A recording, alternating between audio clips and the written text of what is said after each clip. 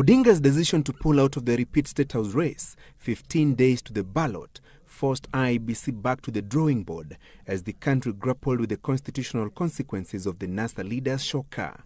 At a crisis meeting convened at the IEBC Anniversary Towers offices, Commission Chairman Wafula Chebukati, his colleague commissioners and the legal team weighed all the available legal options amid multiple interpretations to the applicable election laws, some lawyers proposing a return to the Supreme Court for an advisory opinion on the implications of Odinga's withdrawal and IEBC's next course of action.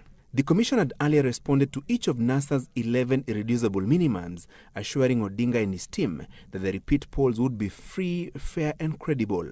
On election technology, NASA had demanded that Safran and OT Mofo keep up the repeat polls, accusing the two firms of mishandling the ICT component in the August presidential race. IEBC, however, told Odinga that there was no evidence of complicity and that it would be illegal to procure, install, test and implement a new election technology less than 6 months to the polls, IEBC holding that it had a running contract with the two firms and that it would be a waste of public funds to procure fresh kits.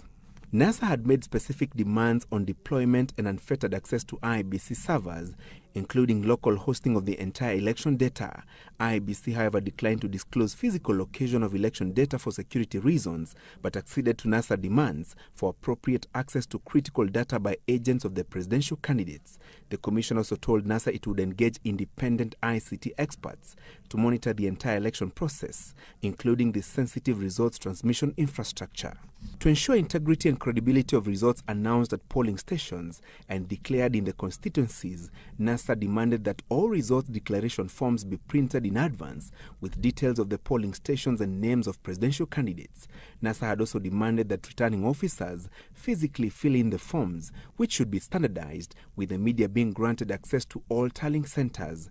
But IEBC termed impractical NASA's demand for manual filling of Form 34Bs with entries from the 40,883 polling stations, but would instead generate the results declaration forms using customized spreadsheets. NASA had also insisted on fresh recruitment and deployment of the 290 returning officers whose posting would be through open balloting. Odinga had also demanded that no results should be sent through texts, with scanned Forms 34A and 34B being the only mechanism. Other demands included blacklisting of Dubai-based Al Ghurair and contracting of a new printer, as well as the sacking of 12 IEBC officials alleged to have bungled the August presidential election. IEBC, however, said there was no sufficient time to recruit and train new returning officers and announced that there will be simultaneous transmission of text results and scanned forms to enhance integrity of the poll outcome. The Commission also defended Al Ghurair and declined NASA's demand for a new printer. Chebukati and his team also defending the IEBC officials on NASA's crosshairs, among them CEO Ezra Chiloba, arguing that the Supreme Court did not find any of them culpable for electoral offences. Francis Gashuri for The Big Question.